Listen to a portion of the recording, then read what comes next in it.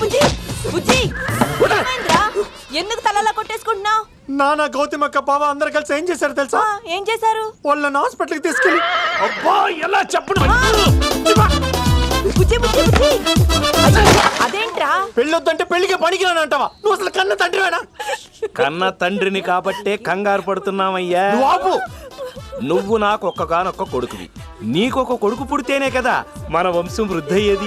నీదో పెద్ద జవహర్లాల్ నెహ్రూ వంశం. ఓరే నువ్వు వెళ్ళరా. అయ్యగారు ఎవరు మోసన్నా వృద్ధులో కలరు కదండి బాబు.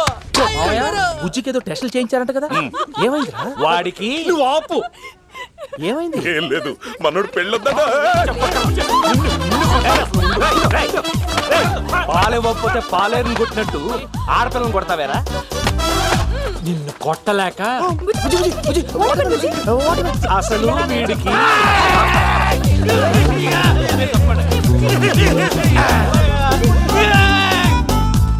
నువ్వేంటి నువ్వేనా? మేం పడుకోలేమేంటి? తల్లి లేని పిల్లని చేసి ఏడిపిస్తావా? ఏయ్, అది కాదురా. మీ అమ్మ రోజు కల్లో కనిపించి కంటతడి పెట్టుకుంటాందిరా, నా బిడ్డకింకా పెళ్లి చేయలేదా అని. సారీ నాన్న.